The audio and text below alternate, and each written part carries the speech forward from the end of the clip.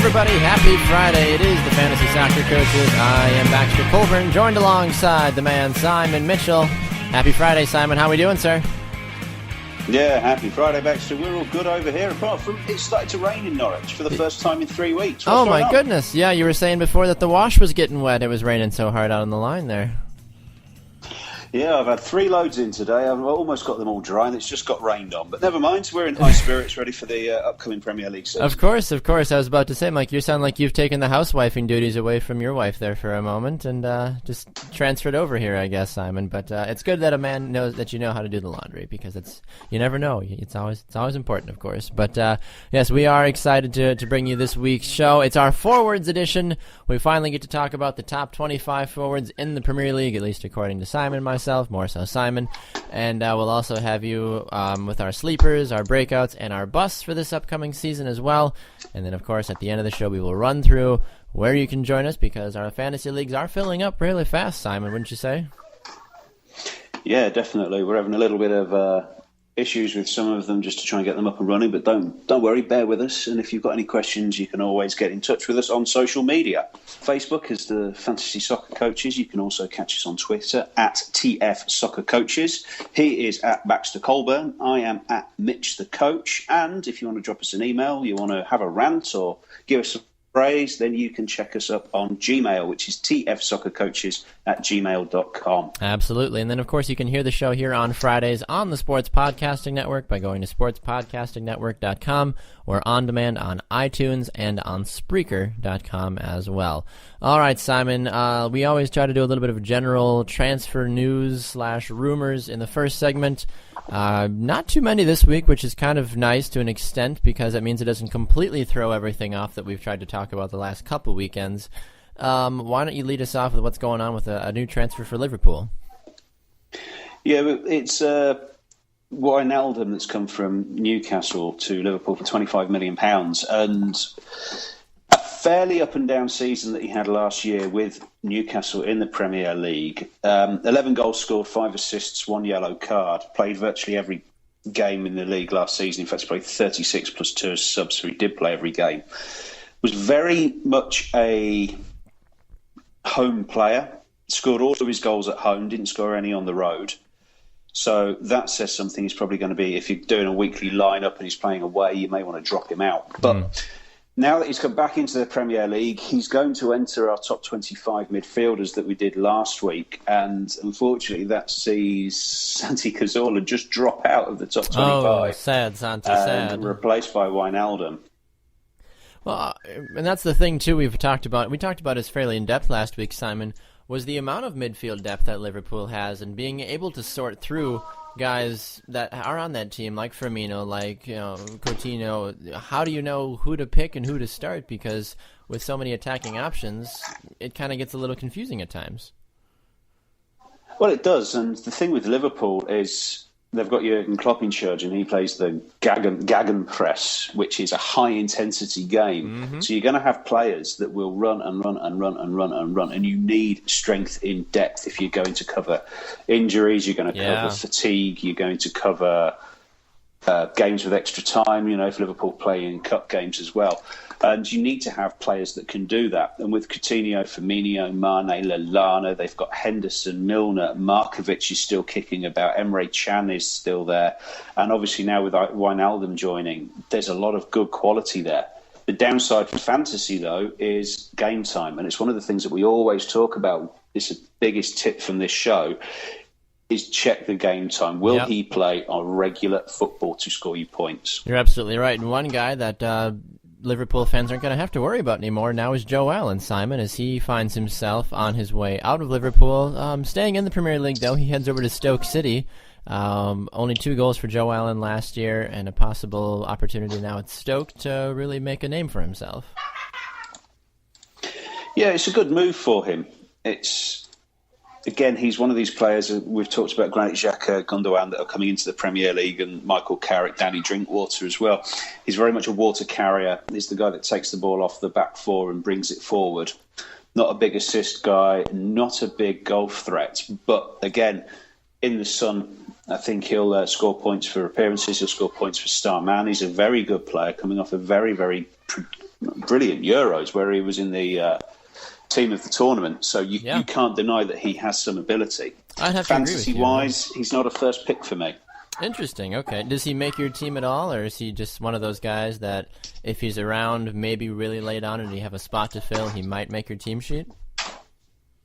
Well, I'll be honest. He is actually in my PremierLeague.com team. Okay. He's priced at $5 million, which not compared bad. To Hazard being priced at $10 million, you can't really take that away. And I would rather have a lower price midfielder like Joe Allen in there, so it's gives me room to have a higher price forward like Aguero or Lukaku. So he is in that team of mine. But again, that's because it's a weekly lineup, so it's a squad. You need the players available to play. Agreed. No, I completely agree with you on that one. So Joe Allen, in that sense, a guy that, as we know, has made 127 appearances in the Premier League, 8 goals, 3 assists during his time here. Spent time with Swansea back in the day, spent a couple seasons with Liverpool.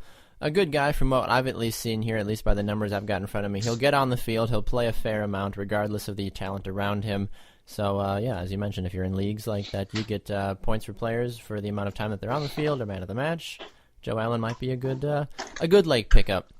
All right, moving on down the list, Simon. A rumor, more so of a rumor than it's not officially confirmed yet. No, we're not talking about Paul Pogba until we see the man with the shirt with his 122 million pounds, whatever. No, we're not going to bother with that right now because that's just ridiculous. And I could go on an entire rant, which I'm not going to.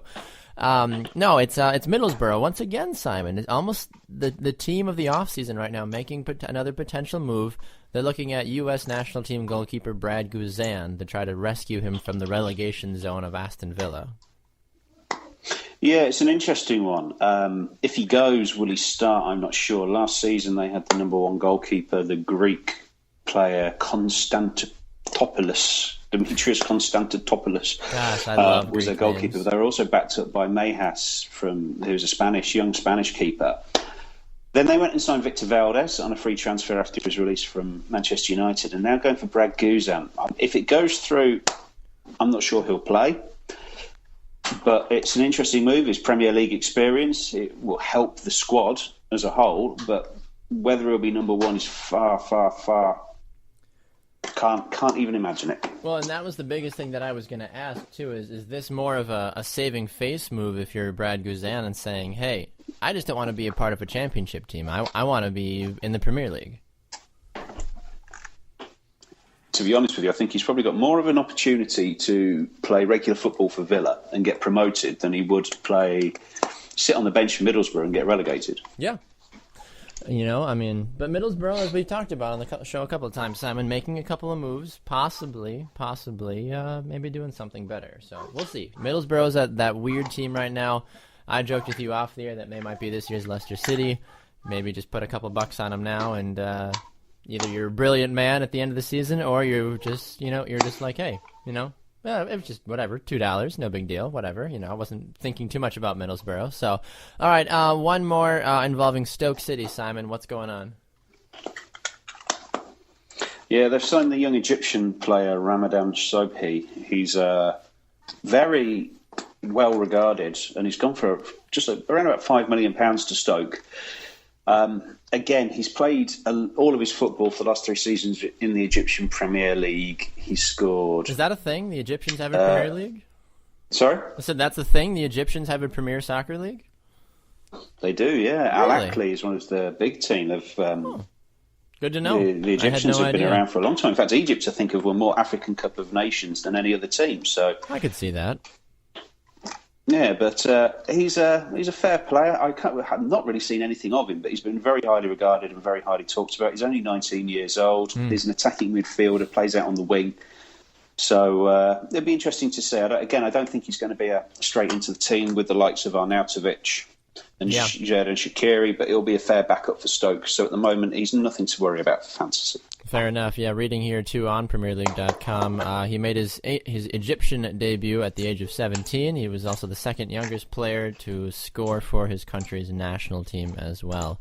So, not bad. He knows how to put the ball in the back of the net. He seems to be a talented individual, but at the same time, like you said, Simon, someone to just maybe keep a half an eye on, check in on him every once in a while, but you don't really need to worry about signing him right now or trying to make sure he's a part of your starting 11 or even your 16 at this point. Anything else you want to mention before we run to a break, Simon? No, I think we're all good. I'm looking forward to going through our top 25 forwards after the break. All right, you heard it here first from Simon. We are going to go through our top 25 forwards for the upcoming Premier League season right after this. Stay with us. You're listening to the Fantasy Soccer Coaches right here on iTunes, Spreaker.com, and the Sports Podcasting Network.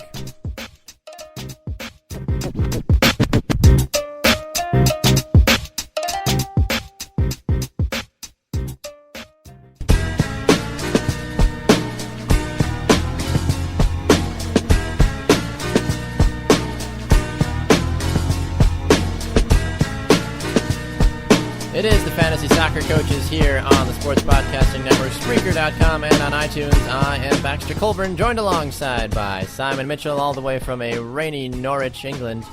How we doing, Simon? Hanging in there?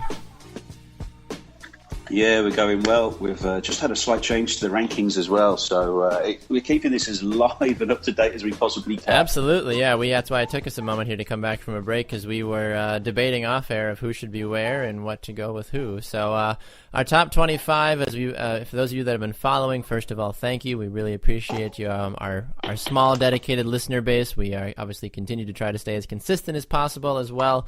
And you can find the show, as we mentioned, here on the Sports Podcasting Network on Spreaker. Go to iTunes. We posted about it on Facebook this last week as well, Simon. Go to Facebook and iTunes and give us a little review if you don't mind. Give us a rating. That helps us. Subscribe to us as well. And that helps us, of course, move up the ratings as well, but also provide you guys, the listeners, with more high-quality content as well, because who doesn't love listening to an American and a Brit talk about Premier League soccer? It doesn't get much better than this, honestly. So, all right, top 25 forwards, Simon. We don't want to spend as much time talking about 25 through 6. We obviously want to get through 1 through 5, but we'll talk about that more so in just a little bit. But why don't we run through quickly what we're looking at so far? Yeah, just to highlight a couple of players that are outside of the top 25. Christian Benteke hasn't made it. He may break into the top 25 if he gets a move away from Liverpool. Wilfred Bonney, again at Manchester City, hasn't made it because lack of game time more than anything. And if he got a move away, he would probably make it in there. And Danny Welbeck hasn't made it in the top 25 purely based on the fact that he's injured and he's not due back until February or March next year. So yeah, can't put a guy in the top for that. Yeah, it might be worth adding Danny Welbeck in a transfer window later on in the season. He might score you a couple of points towards the end if you need it. Mm-hmm. But you just wanted to highlight Balotelli. What a mess. It's hard to know with Balotelli because it's great to see the Balotelli that single-handedly beat Germany in the Euros a couple of years ago and then ripped off his shirt and showed the world how amazing his six-pack was. But at the same accord, though, I mean, Balotelli's been a hot mess recently, hasn't he, though? I mean, how do you describe what he's done and make him a possible name to want to even try to buy? I think, he's training with the kids at Liverpool. Jurgen Klopp hasn't got him anywhere near the first team squad. He will leave Liverpool. He won't get a place in the Premier League. Nobody will take him. I don't know whether he'll go back to Italy because he went there on loan last season and didn't really do anything. Yeah. So I have a feeling that if the right offer comes in, he might end up in China. And for somebody of so young and so much talent, it is such a shame because he is a brilliant, brilliant player. I agree. But as we said, I don't think he's going to make it into a Premier League team. He certainly won't make it into Liverpool's team. So therefore, he's not fantasy relevant. Yeah, exactly. But we do have top 25 all the way down to 6. We're going to run through these guys pretty quickly. We'll maybe talk a little bit more when we get down to the number 6 about where they are placed. But number 25, Divock Origi at Liverpool. Yep. Good young Belgian talent. Number 24, Danny Ings, also at Liverpool. See, this is why Balotelli won't get anywhere near the squad. I'm sensing a trend here, Simon, too. And Coutinho and Mane as well. Yeah, I was going to say, I'm definitely sensing a trend right now, Simon, the last couple of weeks. It's been Liverpool, Liverpool, Liverpool, Liverpool. I was like, so are we going to make a prediction and say they're going to win the Premier League with all the talent they have, or are we just... It's funny to me how it's like every other guy here has basically been a Liverpool player. I think Liverpool are going to be up there, most definitely. And we've still got, there's still another Liverpool forward to mention further up the rankings. So we'll continue. Number 23, Saido Berahino at West Bromwich Albion. He'll remain number 23 even if he gets a move to Stoke or Tottenham, wherever he's been linked to. Number 22 is Bojan Kirkic at Stoke City. If he can stay fit, he's a brilliant player, and he had a horrible injury last season, so I do hope that he gets fit for this year. Number 21 is one of my favourite players, cheap buy, somebody to pick up. We've talked about him a few times, and that's Andre Gray at Burnley. Number 20, another West Bromwich Albion striker, Salomon Rondon. He kind of took the lead by storm last season. He started well and he finished well, so I think he'll have a good, fair season. Number 19, Callum Wilson at Bournemouth. Started brilliantly in the Premier League last season in his first season. Unfortunately, again, suffered a horrific injury, was out for the year. Came back towards the end of the season and was scoring goals again. Number 18, he's in there because I think if he gets the game time, he's going to have an amazing season, and that's Marcus Rashford at Manchester United. Yes.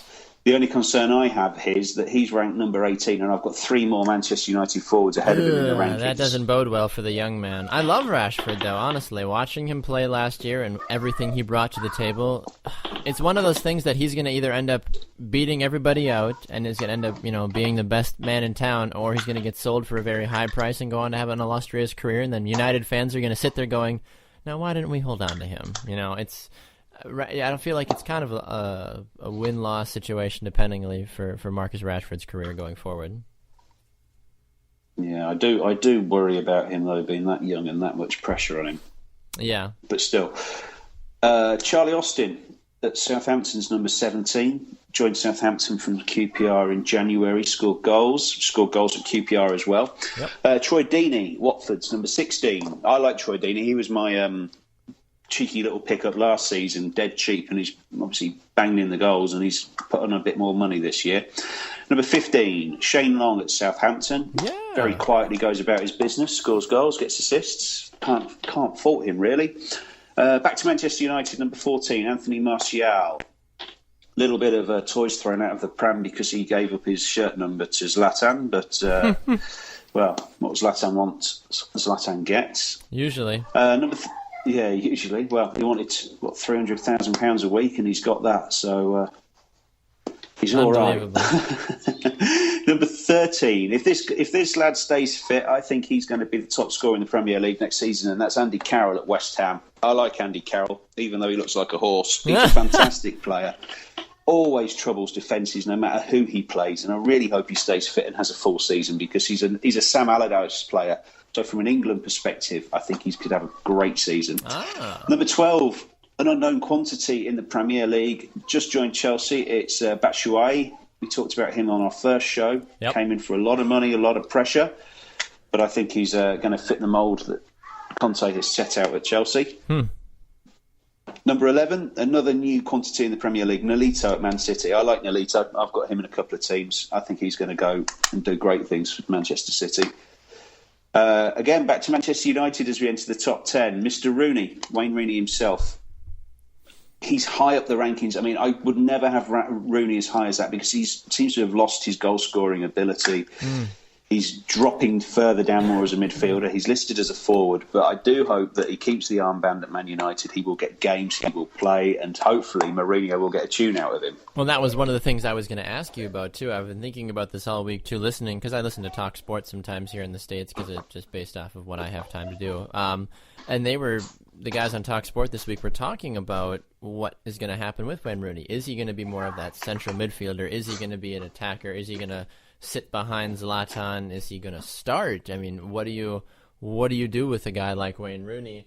And from a fantasy perspective, if he does end up playing midfield, how does that affect your lineup? Well, he's listed as a forward everywhere, so even if he plays midfield, you would still have him as a forward in your fantasy team. So that doesn't really matter.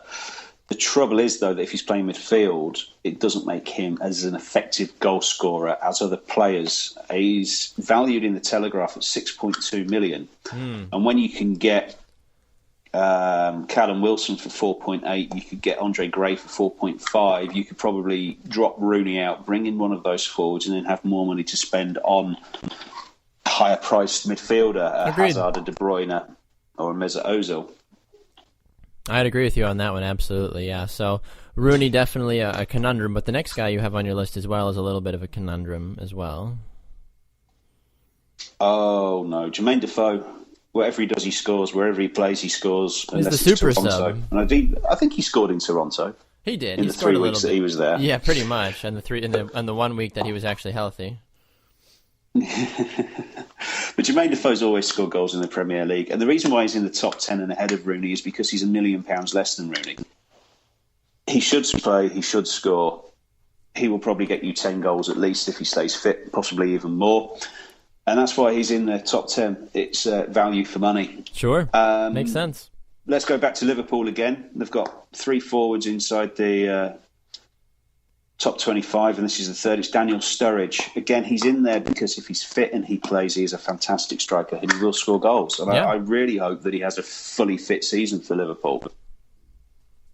Do the little Daniel Sturridge dance or whatever. Oh, yeah, I can see you dancing, yeah. I'm working on it. I don't know. Finally, I haven't quite perfected it. Our last 2. Number 7 is our Jamie Vardy's having a party. That was amazing during that time of the year. Oh, my goodness. Yeah. Oh, will he do it again? They're making a movie about Leicester in their season, and I can't believe they're making a movie about it. Why not? It's a true stellar story, Simon. Yeah, you didn't have to live through it over here. It was terrible. Oh, it was horrible. I didn't like any of that Leicester story. It'd probably be the same way if like the Cleveland Browns or somebody had a great Super Bowl winning year here. We would never hear the end of it. I can't imagine this Cleveland. You know, it's probably got more chance of the San Diego Chargers winning the Super Bowl than Leicester winning the league Rivers, at the moment. Your boy, Philip Rivers. We digress. Well, let's go. Philip Rivers. I love Philip Rivers. Anyway. Finally, number 6 is he's a beautiful man, but he plays for a horrible team, and that's Olivier Giroud at Arsenal. Oof, that hurts, Simon, but it's true though. I can admit that he's a beautiful man, but he doesn't play for a beautiful team. No, I'll say that. Yeah, so that's our top 25. Have you got any questions on where they are before we take a break and then enter our top 5? No, top 5. I'm really looking forward to it. I'm sure there's somebody somewhere blasting you, Simon, saying Jamie Vardy, but he was the best. No, just everybody calm down. Let's take a chill pill. Let's reevaluate Jamie Vardy because, as you mentioned, the top 5 strikers that we have listed are going to be hard to get past this upcoming season, I feel like, Simon. Yeah, I certainly think so. So, yeah, let's move on to the top 5 after a break. Yes, sir. We're headed to a break. When we come back, listen back here for our top 5 forwards in the Premier League before the season starts. You're listening to the Fantasy Soccer Coaches right here. Don't go anywhere.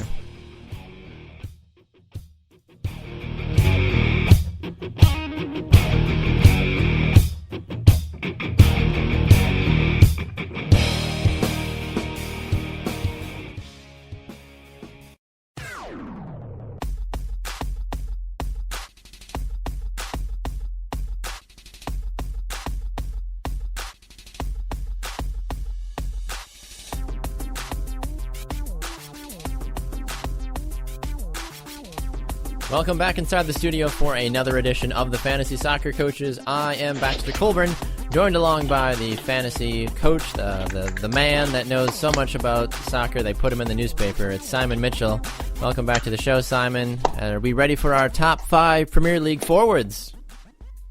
Yeah, let's get excited. Top 5 Premier League forwards. We'll go straight in at number 5.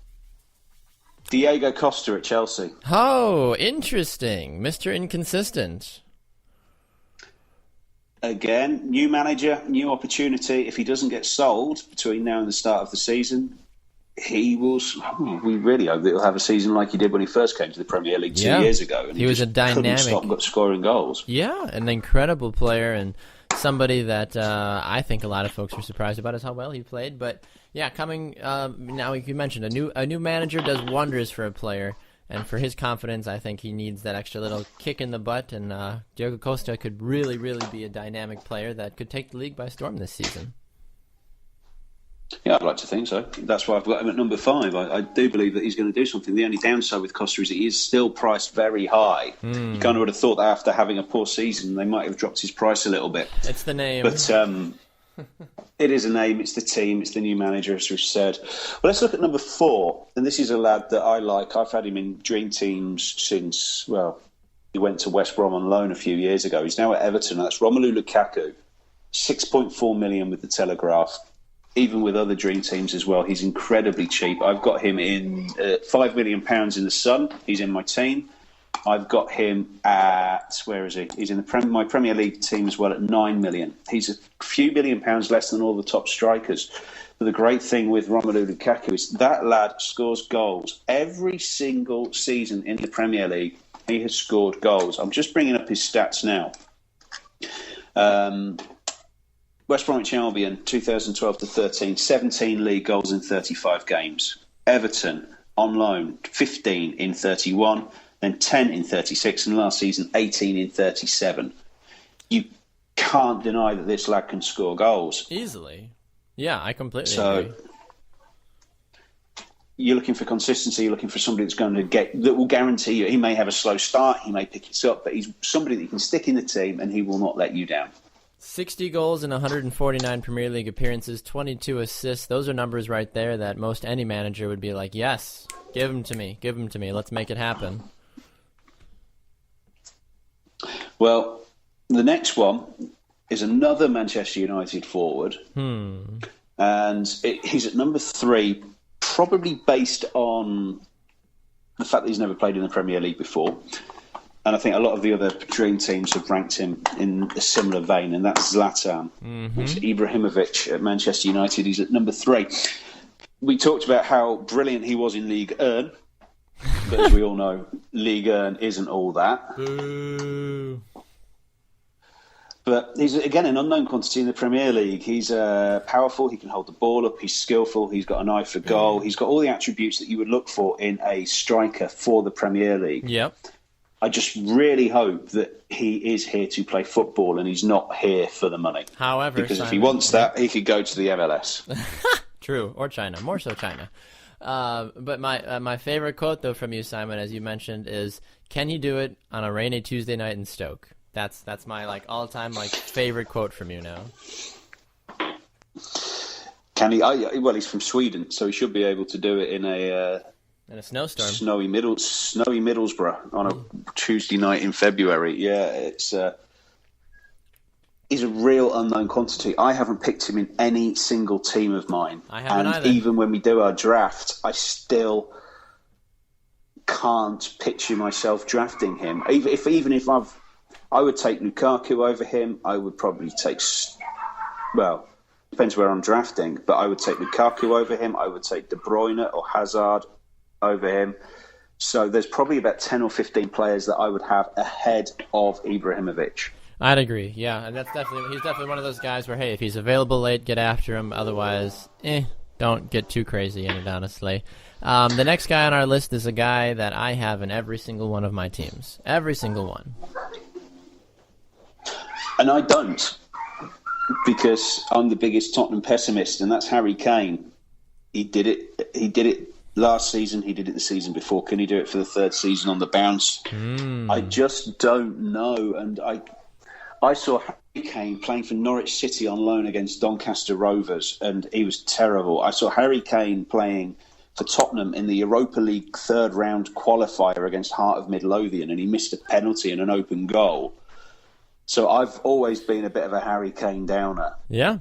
Two seasons. My only concern with Harry Kane, the reason why he's not in any of my teams, is I think he's exhausted. He hasn't gone to Australia with Tottenham. He's had a longer break. I don't know whether he's going to be right to start the season. I don't know if he's going to be match fit, match sharp. Sure.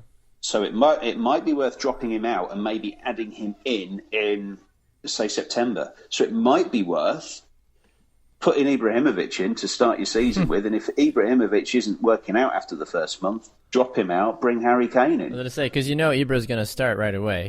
The fans would riot if they didn't get a chance to see, God himself on the field to start at least. So you're guaranteed at least a couple of points to start the season, because he's going to want to show the world what he's capable of doing, of course. Yeah. Well, let's share our number one, and you probably all know who it is because I've talked about him quite a bit. He is my number one pick. He is in every single team that I have, and that is Sergio Aguero at Manchester City. Yep. Why is Sergio Aguero number one? Well, he's a goal scorer. He hasn't had a bad season in the Premier League. Yes, he's had injuries here and there, but ultimately this lad came to the league and he scored goals. Again, I'm just bringing up his stats here. He's now entering his 6th year at Manchester City. In his first season, he scored 23 goals. Second season, 12 goals. Third season, 17, 26, and then 24 last year. 102 goals for 150 games for Manchester City. That's not bad. That's 2 in every 3. I mean, if you like that sort of thing, right? Oh, you would want to have Aguero. He will score you goals. And again, playing under Pep at Manchester City with Nolito playing up there, I think he's going to have another great season. You can't not have a season with that sort of ability. I would agree with you on that one, absolutely. It's amazing how teams focus so much on we need a good midfield, we need a good defense, but when you focus on having a guy like Sergio Aguero as your main striker and a team like Manchester City that their supporting cast I feel like is decent, but their midfield is not as strong as it used to be. David Silva's getting older, Samir Nasri has been a bit of a bust, Kevin De Bruyne has kind of injected more life into the team recently, but Aguero is the main man. The team will live and die based off Aguero's success this season, I feel like. Yeah, most definitely. So just to quickly highlight our top 5 there. Number 5 is Diego Costa at Chelsea. Number 4 is Lukaku at Everton. 3, Zlatan at Manchester United. Number 2, Harry Kane at Tottenham. And at number 1 is Sergio Aguero. So now you've got our top 5. We're going to highlight now our sleepers, breakouts and busts as we've done every single week. So, Baxter, why don't you kick us off with your sleeper? Yeah, so my sleeper will probably will have a lot of folks confused more than anything, but that's what I do so well, is I like to confuse people. The gentleman that I have in mind plays for Arsenal. It's Chuba Akpom, and most of you are listening probably going, well, I've never heard of him, so how can he be a sleeper? Well, I had the opportunity, and I'm sure for those of you in England, you have your entirely different view about this, but every year a team from Europe comes to America and plays against the MLS All-Star team, and Arsenal came yesterday and had the opportunity to play against the All-Stars, and Chuba Akpom got a good 45 to 60 minutes on the field, and I was honestly thoroughly impressed. I thought he made dynamic runs. He ended up scoring the game-winning goal for Arsenal as well against a actually fairly decent MLS All-Star team. Usually in the past, I'm like, you know what? All-Star teams, they're just a bunch of garbage. It's just the names. This year's All-Star team was actually fairly good. And Arsenal came to play last night, and they did a great job of moving the ball around, and Akpom was in the right place at the right time and buried the game-winning goal. So I don't think he's going to get a ton of minutes. Obviously, he's buried on the depth chart, but he's a guy that might be worth a pickup later on if you're doing like a full team draft or a keeper league, and you can get an opportunity to maybe inject him for a couple of games here and there, and more so someone just to keep an eye on as a whole, I feel like. Yeah, I think it's a good shout. The hope would be that Chuba Akpom actually gets to play in the league. Yeah, which would be good. Let's hope he doesn't get loaned out. But the lad is not even listed in the PremierLeague.com. Yeah, as a player, which is interesting.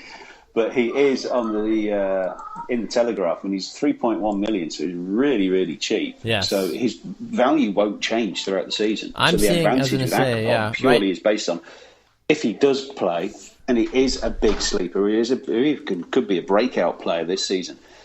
Agreed. For 3.1 million, he's worth picking up. Yeah, absolutely. All right, who do you have as your sleeper, Simon? Well, I've gone back to my favourite promoted team, which is Burnley, and it's not Andre Gray because I think we've already talked about he's going to be well picked up because of his exploits last season. Yes. But it's his strike partner Sam Vokes, who scored a goal against Belgium at the Euros. Yes, he did. For Wales. And when Burnley were promoted the first time round a few seasons ago, it was Vokes and Ings who were the strike force that got them promoted. Now, unfortunately, when Burnley got into the Premier League, Sam Vokes got himself injured and he was out for virtually the whole season, which is a real shame. So he's not got that Premier League experience. When he was in the Premier League last time, he managed to get on the field 15 times as a sub. But last season in the Championship, he scored 15 goals. So I think he could be a cheap pickup. He's pretty cheap everywhere across the board.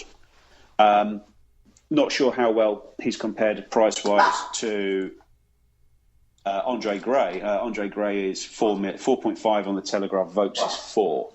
So worth a pickup. Sure. No, I'd have to agree with you on that one. I mean, hey, with a lot of those younger teams, there's so many different great things that can happen too. I mean, you can find those diamonds in the rough from a fantasy perspective, and you can really get an opportunity to maybe wow a couple people, and those could end up you're gonna obviously make most of your points off of your Agueros, your Lamelas, your all those other guys, or your Hazards, but your team is gonna live and die though based off of how well your supporting cast does, especially in fantasy. So if you get a younger guy in there that has the opportunity to be a consistent starter that doesn't cost you an arm and a leg, that could end up winning you your league right there. Mm-hmm. So let's have a look at the breakouts. And I've got, you could probably say that last season was his breakout season because nobody had heard of him. I think this season he's going to have a massive impact, and that's Iheanacho at Manchester City. Little fast forward. He's young. He fits into the Guardiola mould. Mm-hmm. He's playing pre-season games already. And last season he scored 8 goals. Virtually all of them from off the bench. You can't say that that's not a good return. And if he gets more of an opportunity with Manchester City, which I would imagine Pep would give him, he's probably going to score you more goals. Exactly. No, hey, if you can get a player to come off the bench and get anywhere between 5 and 8 goals, I think that's a huge investment return right there. And why not give him an opportunity? A later pick, obviously not a guy you're going after in the first couple of rounds of your drafts if you're doing a standard draft, but keep him on your team sheet, and maybe he could be your diamond in the rough. Mm-hmm. So who have you got as your breakout? Well, you've been making fun of me for talking about him so much, but I'm going to continue to talk about him, Simon. It's Alvaro Negredo, on loan this season here at Middlesbrough.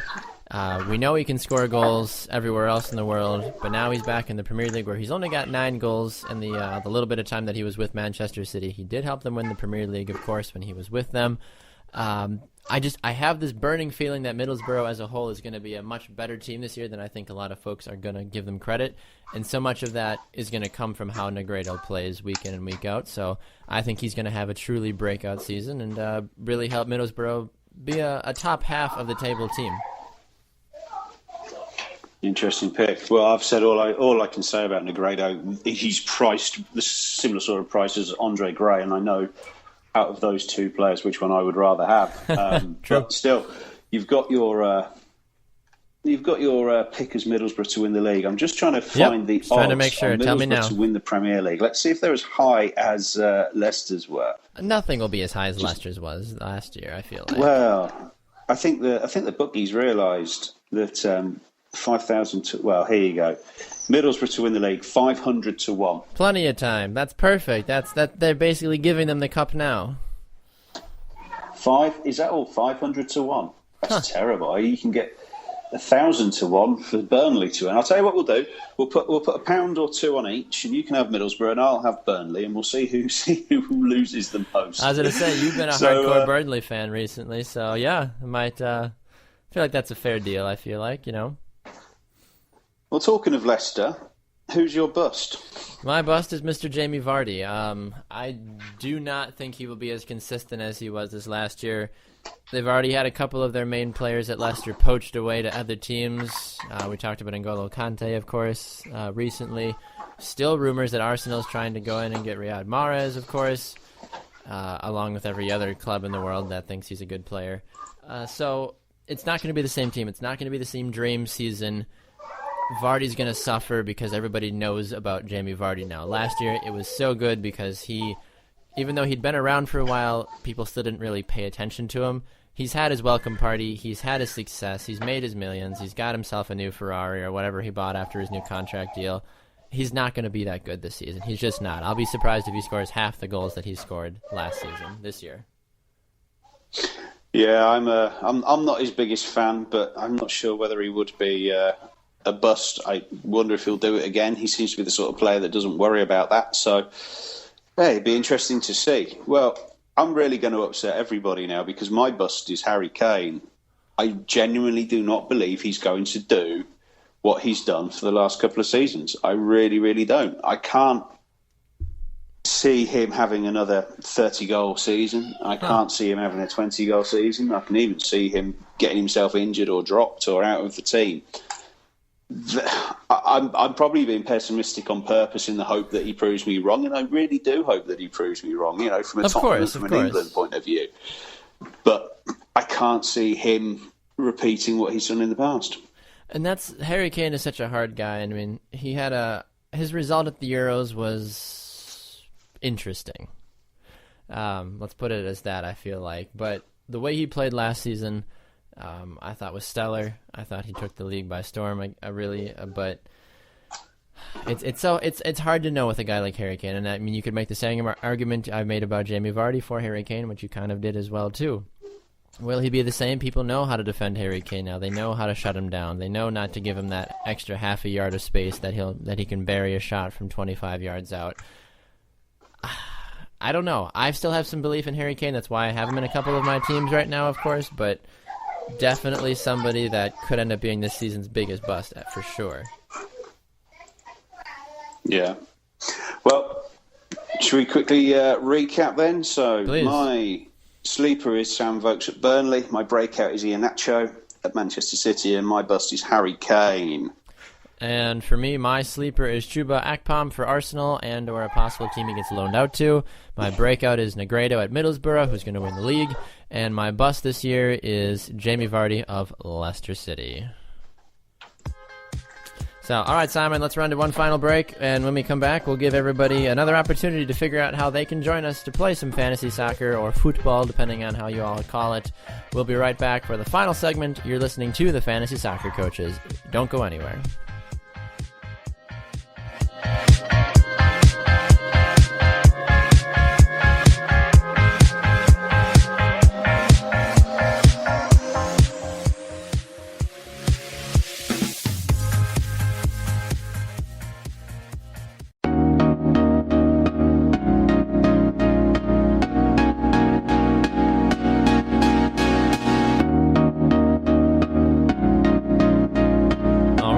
Finishing up another edition of the Fantasy Soccer Coaches. Here I am, Baxter Colburn, joined alongside by Simon Mitchell.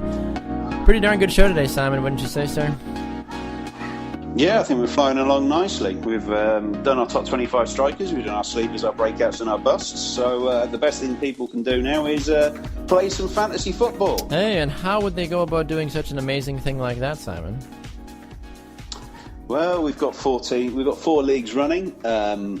We've talked about them over the last few weeks. Everything is available on our Facebook page, but just to recap, you can play the Sun Dream Team FC. All you have to do is sign up for free, pick your team, and then join a league. You can search for us. It is the Fantasy Soccer Coaches. You can find our league and find our PIN number on our Facebook page. Then, once you've done that one, you can then move over to the PremierLeague.com.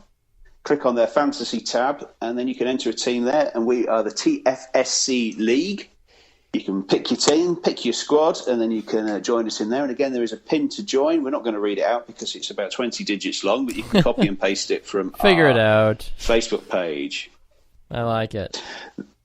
And then our third league is the Telegraph. Now, we're having a bit of an issue with the Telegraph, and I have actually just sent them an email because we are struggling to get some of our colonial friends on there. I know Baxter's struggling to get a team going there. Yep. It might be for people in the UK only, but never fret. We have got plenty of other leagues for people to join in. We will try and get that information and get it back to you as soon as we know. It will probably be posted on our Facebook page, but we'll try and remind people about that next week. And then the final league that we have going, it's our very special, super secret, very quiet, happy as you like, draft league on Fantrax.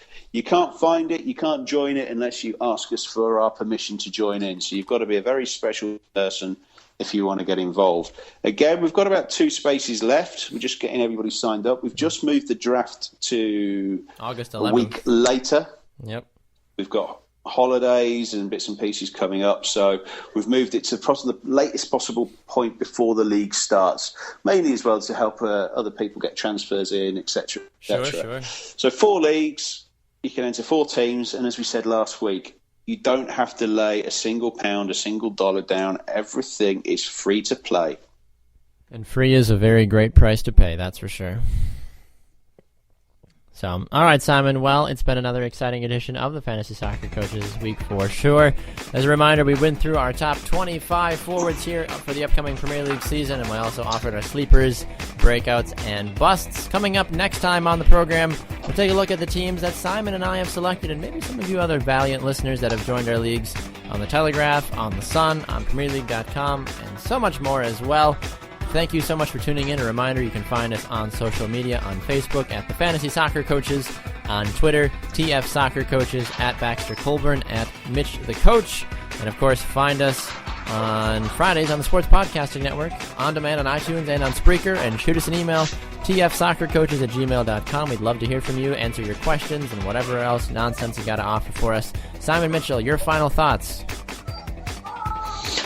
Yeah, I think it's been a great show. I'm really happy with the top 25. We're going to see if there's any more transfers coming into the Premier League this season. But next week, we're going to go through the teams that we've selected.